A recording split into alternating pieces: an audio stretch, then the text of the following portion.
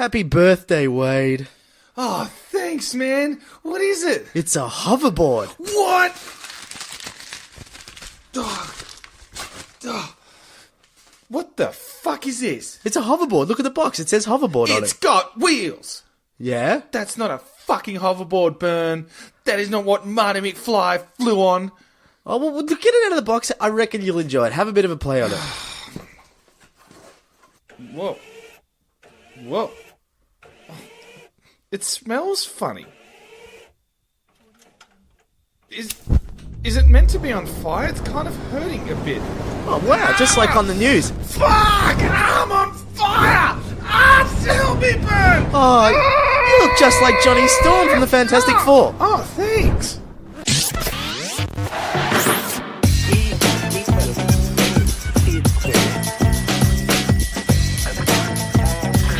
How hard this was to research and try and sound as really like I was doing work.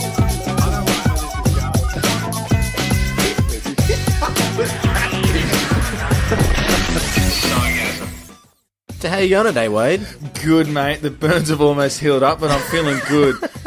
Just like on the news. Just like on the news. Wow, what a shit invention that turned out to be, isn't it? I can't believe they called it a hoverboard. Yeah, that's just false advertising. What a load of shit. Well, like, after our episode last week with Stephen Hawking, I was thinking, like, that guy is almost an unbelievable sort of scientist. He's almost fictional. He almost had a hoverboard, yeah. Actually, that's pretty true. He had a hover chair. Yeah. A robot that could talk. But I think he's borderline fictitious almost when you think about it. He's a cyborg, a super genius, and it's got me to thinking, like, who are the best fictional scientists? Yeah, okay. Everyone's got their favourites or anything, but I spent a lot of time researching this during the week by reading comic books and watching movies and various TV shows, and I think I've put together a list of my 5 favourite fictional scientists. Can we bring in some music? Burns 5 favourites.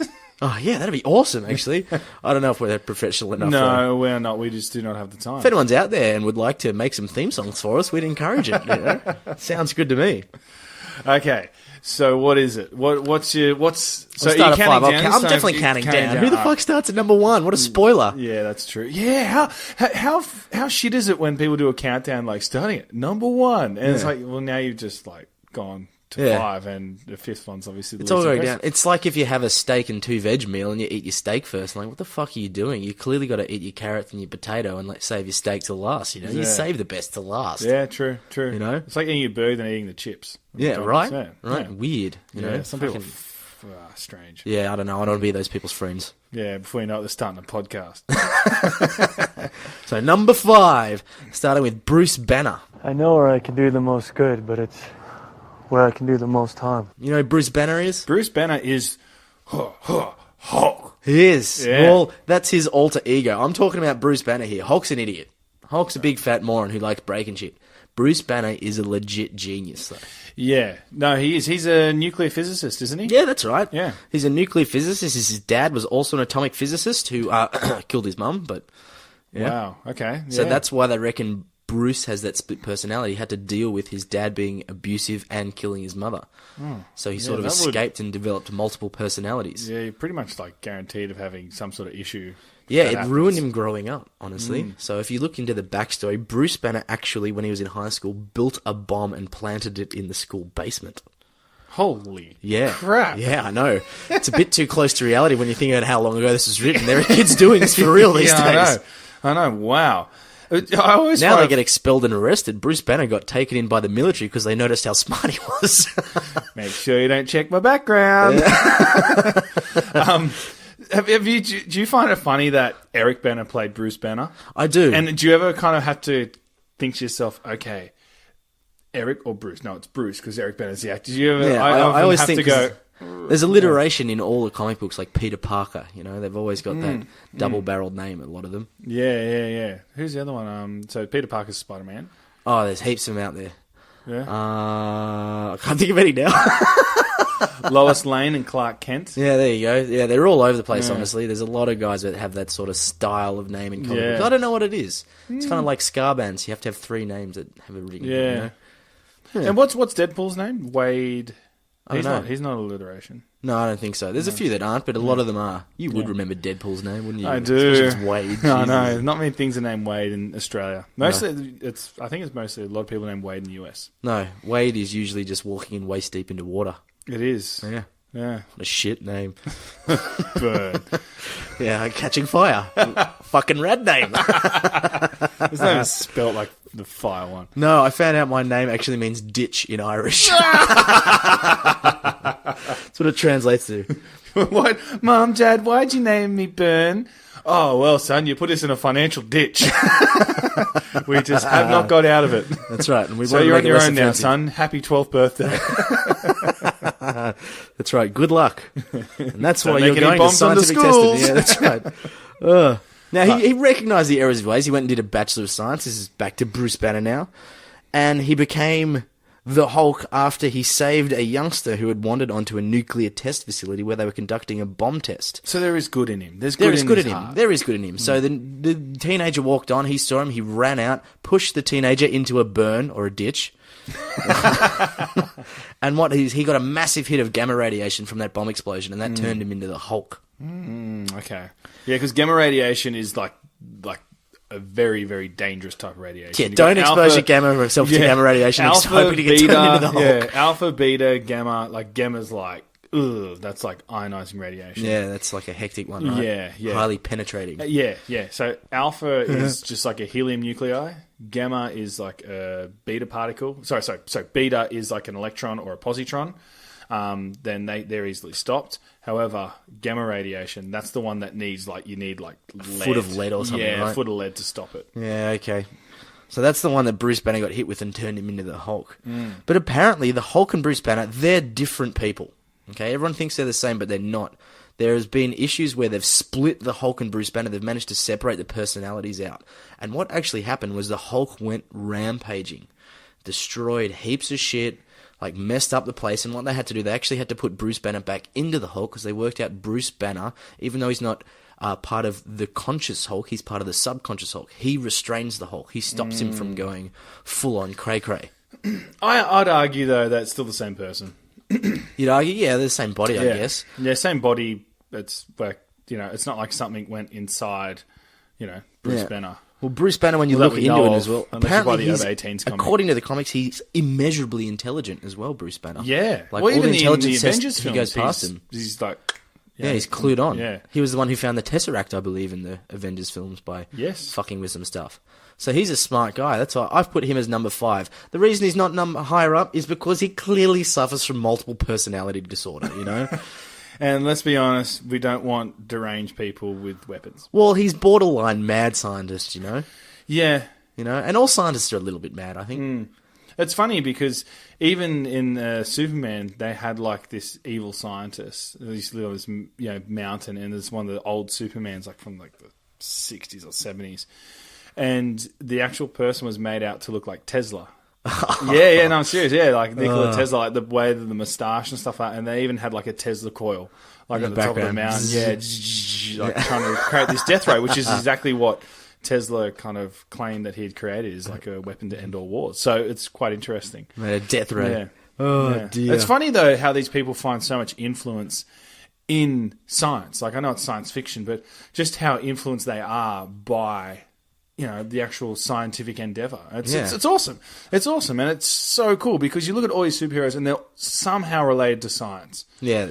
There are. There's always that little connection somewhere in there. They need a scientist around in all of these stories, whether he's good or he's bad. Someone in there needs to be a nerd and needs to be fooling with the structure of the universe. Yeah, as I've said, like, if kids want to be superheroes, the closest thing they're going to get is becoming a scientist, because if there is an issue, an asteroid's going to hit the Earth, whatever. I know I've said this multiple times on the podcast, with climate change or famine or something like that, disease, the people who are going to solve it are the Avengers. The Avengers of it, clearly. Like, so you need to become a scientist because you have to be a scientist to get in the Avengers. Yeah, I know. You need to hit the gamma radiation or, invent a flying suit. Go out, just take a weekend trip to Chernobyl and just walk towards the reactor core.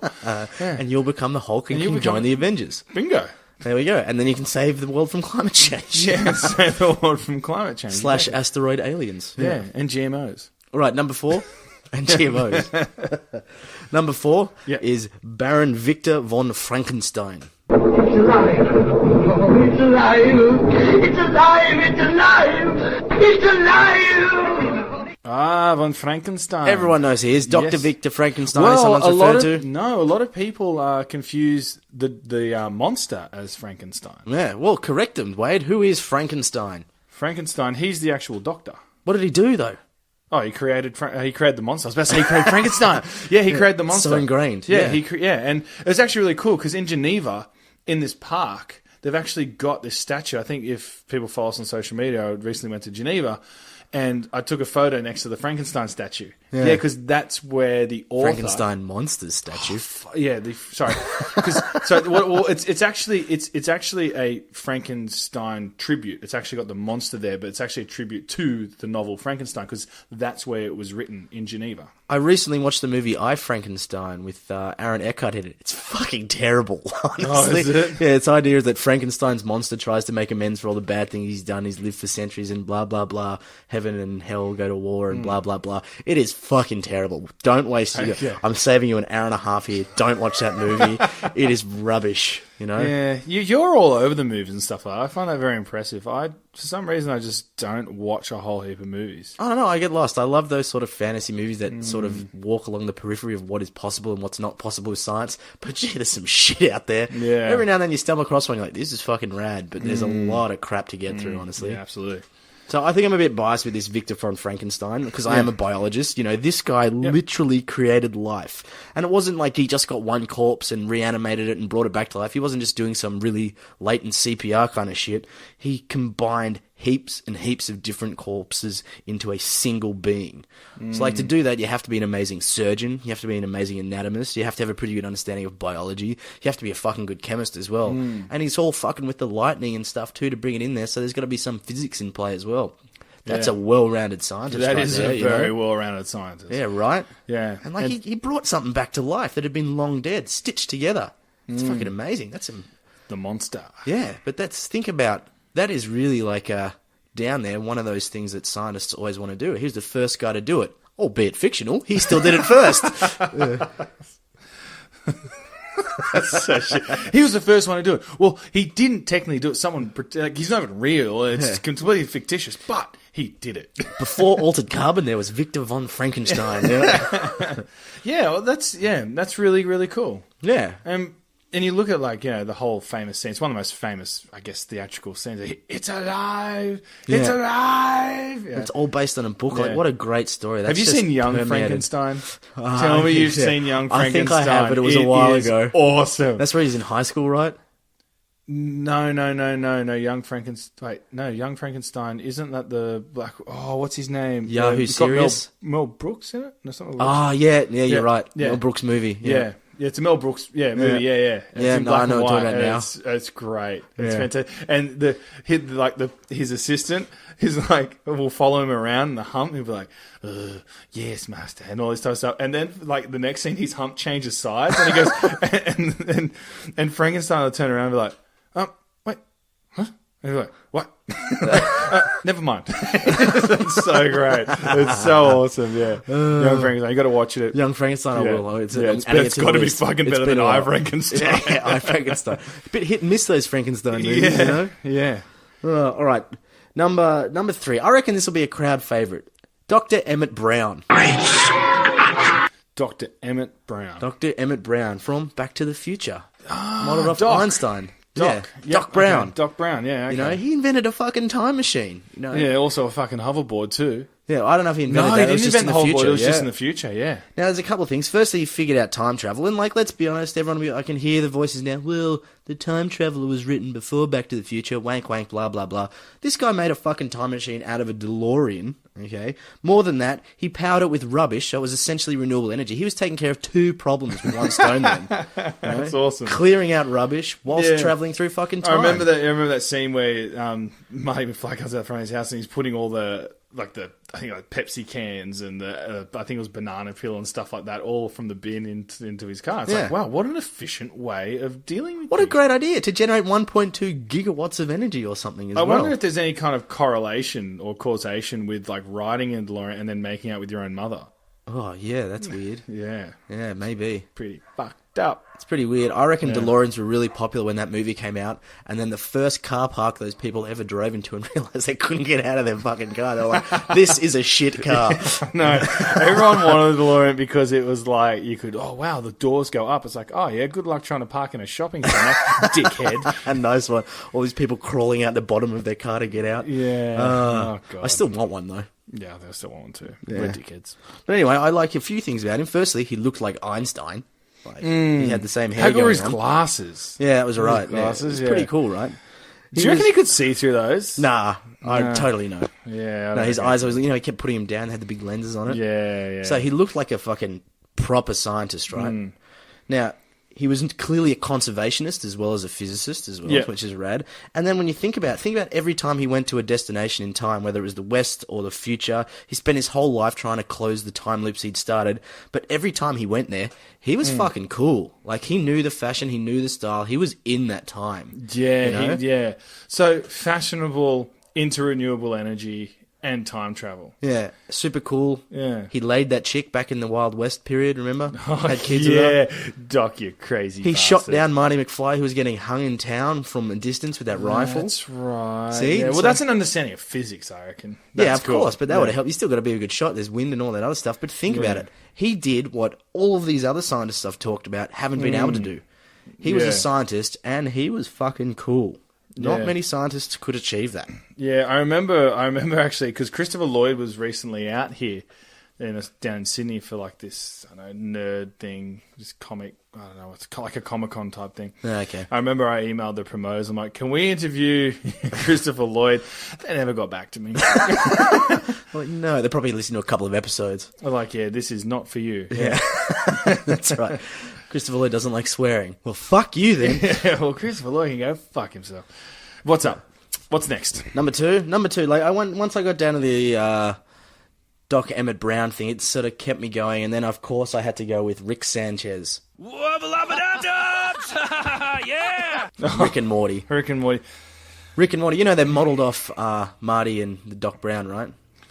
So you pretty much just done the same thing twice. I thought about it, and I thought, well, they've built there, and then I started thinking about Rick Sanchez. Rick Sanchez, C-137 specifically, for all those listeners out there, not one of the infinite other Ricks. Because of that, I was about to say, because there's infinite Ricks, isn't Yeah, there? right. Yeah. So it's C-137, the main guy. The first thing I reckon is cool is, like, he's not cool like Emmett Brown. He's cool because he degaff. He doesn't give a fuck, Yeah. He's his own man, always has been. Secondly, he didn't just make some time-traveling thing. He made a gun that can travel to infinite universes instantly. He essentially turned himself into a god. He's also turned himself into a pickle, which is kind of cool too. But yeah, Pickle Rick, yeah. Yeah, Pickle Rick. But he's turned himself into a god. He can be everywhere at once if he wanted to. I'm putting it out there. Yeah, you ready for what I'm going to say? I think so. All right. I'm sitting down. Good. Rick and Morty is overrated. I said it. I said it. Fuck it. I said it. I said Send it. your I'm putting it out there. hate mail to... I said it. I put it out there. Rick and Morty is... don't get me wrong. I'm not saying I don't like the show. Okay? However, for the notoriety it gets and people saying, it's the This best might be one of the cartoon first ever. things we disagree on, Wade. People are like saying it's the best cartoon ever. I'm like, are you serious? You got fucking South Park and you've got The Simpsons, not the most recent episodes. I like how every time someone talks about The Simpsons, like, not the most recent ones, but Obviously the old Simpsons, back obviously. in like, 99, the late 90s, that's when it was kicking. But yeah, look, I like the show. I enjoy it. But I think for the amount of notoriety it gets, and especially like within the scientific community and stuff like that, be like, I love Rick and Morty.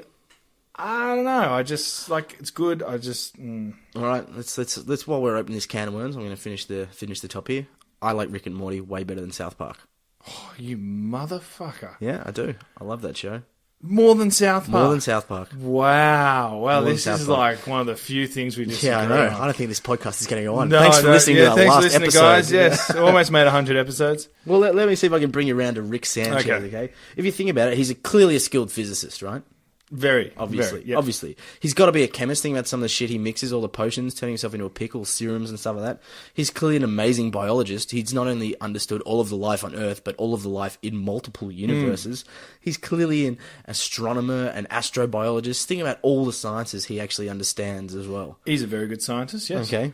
Now, if you think about it, he just doesn't understand the science in our universe. He understands the science in multiple universes. I don't know if it's infinite because he surely couldn't have traveled to infinite universes yet. One of the things I find interesting about Rick and Morty is that they've kind of gone with the whole multiverse theory, and they've even gone with how the laws of physics change in different kind of multiverses, which is kind of one thing because gravity is so weak. I know we went on about last episode, so if you want to know about that, the grand theory or the theory of everything. But one of the kind of things that physicists think is that, well, if gravity is so weak, maybe it is stronger in other kind of universes as well. And I noticed there's that episode where they get stuck on that planet towards the end of third season, I think. I can't remember. Yeah, when they're walking around the planet and it goes through all the different weather, has all the different weather patterns, and like the planet's only the size of, a football Takes field. like 5 minutes to walk around it. Yeah, but they go through all the different weather patterns and stuff. Yeah. And it crawls through the center of the globe to the other for side. that to happen, you'd obviously need something that laws is of physics. super dense, or a super dense object, but you need different laws of physics, obviously, because of the climate. But you'd also need different I love it acceleration how due we're to gravity. talking about all these things as they're like, this is legit science. They're clearly just fucking making it up. I have my doubts that the writers of Rick and Morty have science degrees or anything. I could be wrong. I think you'll find that They might have a developed interest in science, but I think how much they you understand better about check science, yourself before you Rick yourself. You're welcome, listeners. Good. Send appreciation mail to info@sci-gasm.com. I'm not done with Rick. I'm a little bit Okay, disappointed. Okay, no, I'm just trying to say, think about this then. Okay, he's not only been able to destroy worlds, he's also created whole worlds. He's even defeated the devil, man. He defeated Satan. That's probably the most fictitious person out of this whole thing, isn't it? Yeah, he's brought down tyrannical governments, and he's even managed to raise a family all during this. He probably did a shit job with the family He did a compared to all very the shit other job, things, but he still did it. Single dad. Fair enough. Yeah, and the best thing about him, and this is why I sort of went, yeah, he's a bit like Emmett Brown, but the reason I put him in there is because every single one of his achievements, regardless of what it is, he just puts down to understanding science, and he puts science at the top of all of his priorities. How many shows have science as the central idea? That's true. Yeah, no, I get that. And look, I'm not saying I don't agree with what it stands for, the show. I'm just saying that there are better shows out there.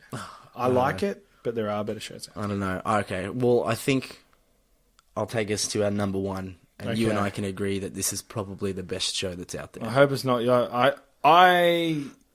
I've got a person who I think is the best scientist, most renowned scientist, but I want to see what you have to say, because I want to go into my scientist. I think we'll both agree on this. It's the professor from the Powder Puff Girls. No, I'm kidding. It's Professor Frink from The Simpsons. Frink from The Simpsons. Professor Frink. Okay, yeah. Now, while I was researching... Look, not my favourite. I'll get to mine in a sec. Really? And okay. I think there's some listeners Can we at least agree be... that The Simpsons is the best show? Boom! Yes. Okay. From 95 to Disclaimer. Asterisk, terms and conditions. Just assume when we say we love The Simpsons, there's a little disclaimer there. We all know what we're talking. When someone says we love The Simpsons, clearly we're not talking about the last 5 or 6 seasons. Who the fuck is talking Everything about was the a last 5 or game 6 show. seasons? Everything was a game show. Yeah, right? Yeah. So we obviously were talking about the good Simpsons, Conan O'Brien was on the writing and all that kind of stuff. Those guys, back in the day. Now, Professor Frink, when I started looking through his list of achievements, it was no doubt he was going to be my favourite scientist. He is amazing. Okay, so he's got himself a PhD, he's got a Bachelor of Science, he's got a chem degree, he's got a Master's in something else as well. His full name, incidentally, is John I.Q. Nerdlebaum Frink Jr.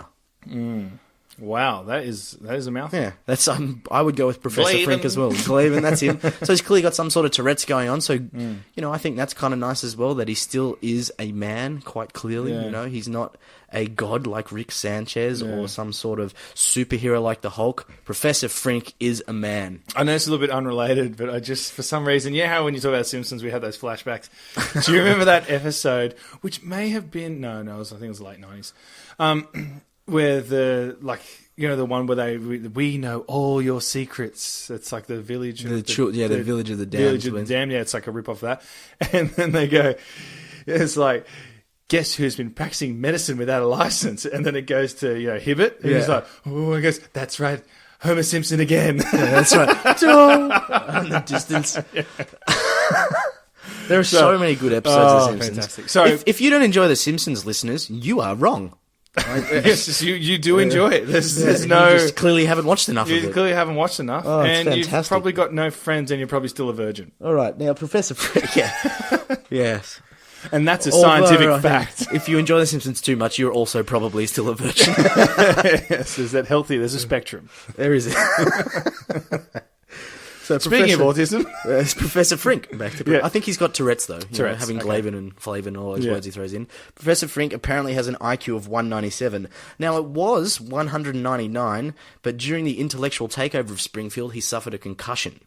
And you may recall him falling back, hitting a post, and as he slid down, he goes, I have the highest IQ of all of us here. It's 199. Smacked his head, he goes 198.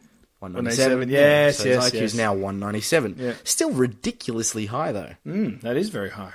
Now, let me run through some of the inventions he's made. He's invented the flying motorcycle, which, like, who doesn't want to fucking crack at that, right? He's also invented his own element, or, probably a compound when I look at the periodic table, called Frinconium. Okay. He made the super sour ball. Remember Homer's face collapsed on itself? Yes, it can only suspended in a magnetic field. Is that it? Electric and that's magnetic right. field? Yeah. So sour it has to be. Where did it go?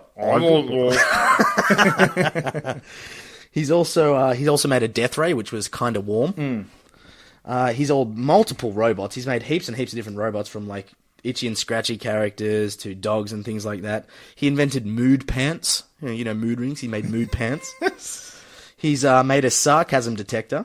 Oh, yes. The sarcasm detector is off the charts or something like that. Does he Yeah. use it in an episode? Yeah, that's Yeah. right. Are you kidding me? This sarcasm detector. That's a really useful invention. Now, he also, remember The Simpsons lives in a 2D world. He was in their 2D world, he was the one who discovered the cube. Yeah, so the extra dimension. Yeah, that's right. He discovered it, and he called it the Frincohedron. Now, possibly one of his most controversial, but potentially my favourite invention is God, I know what you're going to say. he invented the 8-month after pill. Gosh. Oh, the implications of that. There's so many things I'm like, man. oh, how is that an afterthought? Do you have to take it 8 months after? What if you have it at 6 months? Well, I think Would it not work or something? Or 8 months. would it be incredibly heavy? No, I don't know. Let's not get into it. I don't know.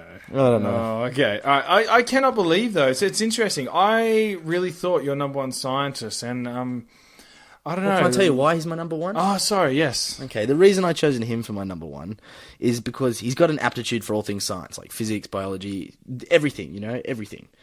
And when you think about it, he comes from Springfield, so he lives amongst a town of absolute ingrates. He's got some of the most amazing inventions, and no one in that town gives a shit. Fattest city in America has got the lowest IQ. Yeah, It? something like that. Except for maybe Lisa Simpson, no one gives a shit about his inventions. But he keeps inventing. Talk about a really demotivated environment. But he keeps on going. He Very does it good for logic. science. Yeah, I like it. That's why Professor Frink is my number one. Plus, he's on The Simpsons. Yeah, cool. I found it interesting that you didn't choose this scientist, because this scientist, I believe, has had greater publicity than I think personally all of your scientists put together. Really? Even with Yep. the recent releases of Marvel movies? Yep.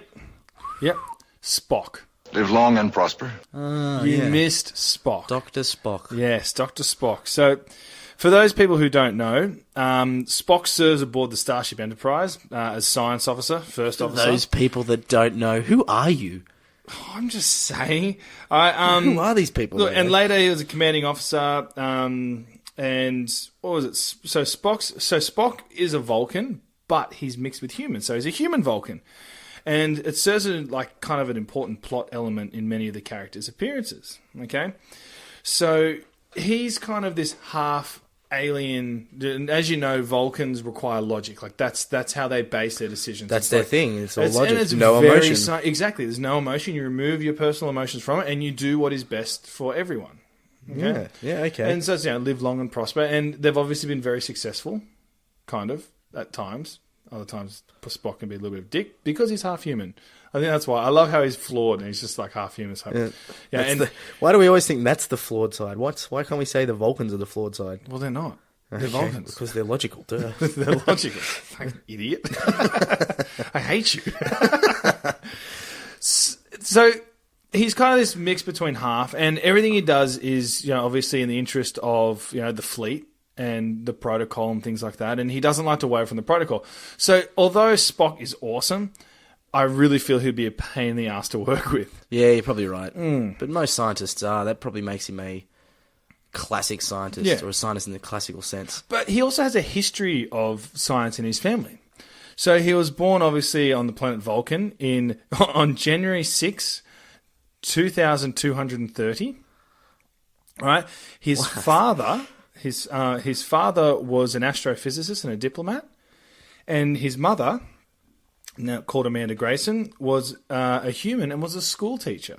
Of course she was. Yeah, so it's interesting. He's come from these kind of humble, kind of human beginnings, and then obviously his father's astrophysicist. His dad's like a super scientist, and his mum's all into education. They were going to raise him to be a scientist. What else was he going to be?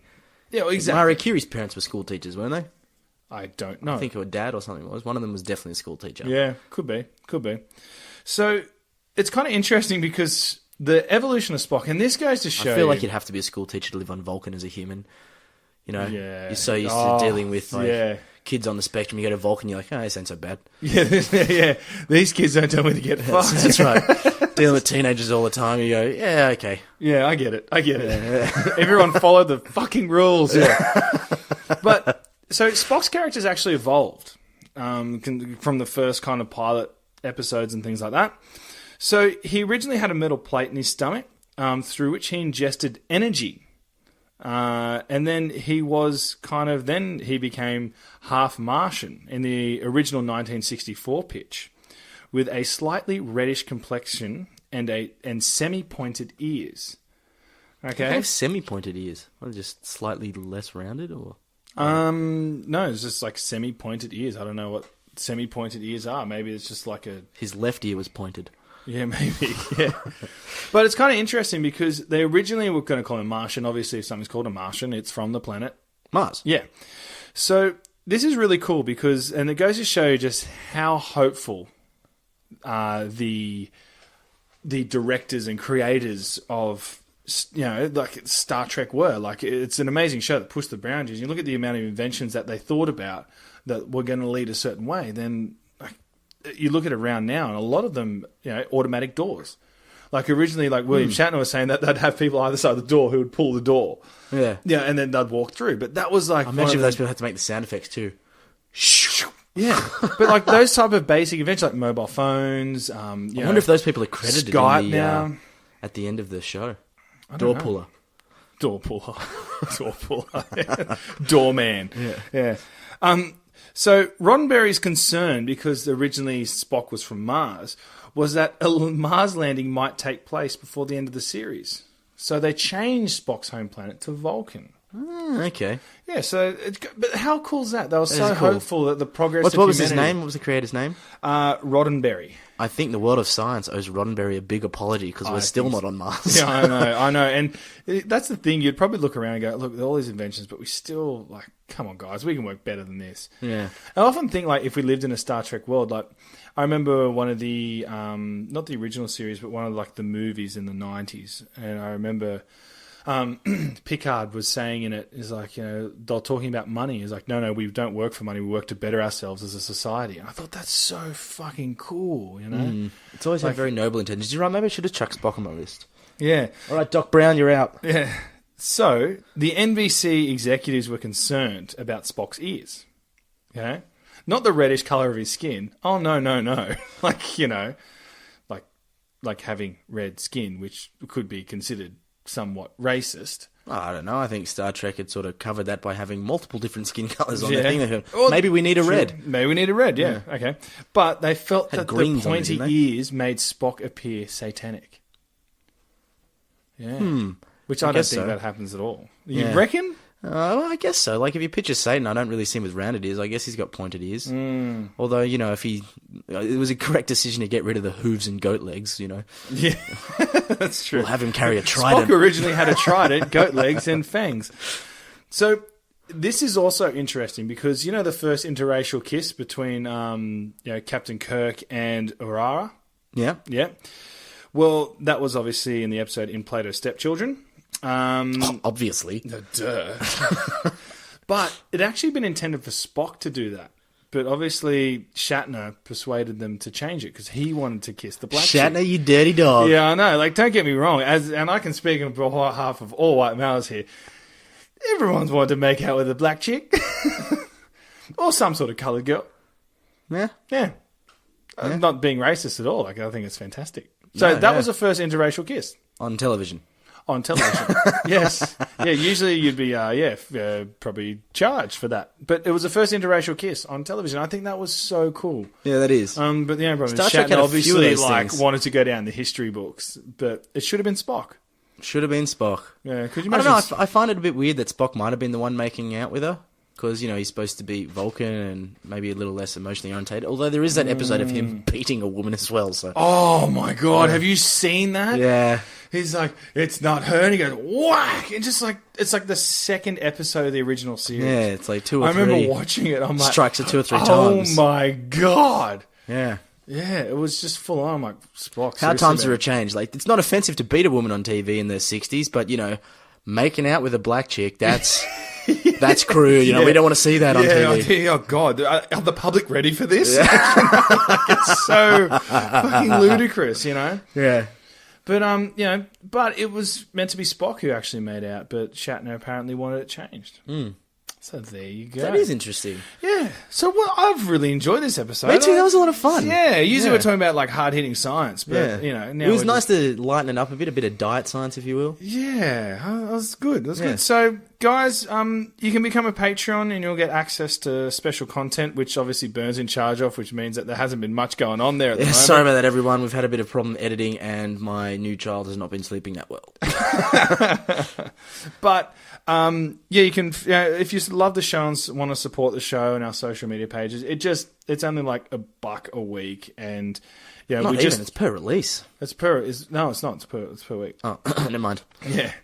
Or some people have it, but now it's $1 a week. So we'd really appreciate it if you could help us out. It just makes the show easier. It makes it easier to get to locations. It makes it easier for the production quality.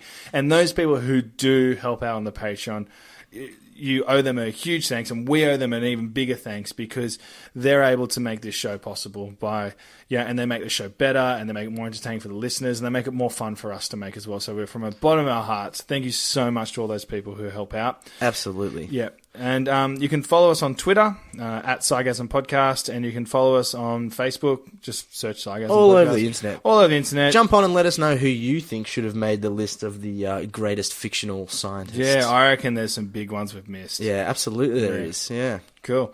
Well, guys, thank you so much. And we'll be appearing at Pint of Science if you're in Sydney on the 13th, 14th, and 15th of May. Somewhere in there. Somewhere Might in be there. 14th, 15th, We'll 16th. make an official announcement soon, but we'll let you guys know first when we actually confirm the date. But thank you so much, guys. And also as well, thank you for your support. We love you guys. Cheers. Bye.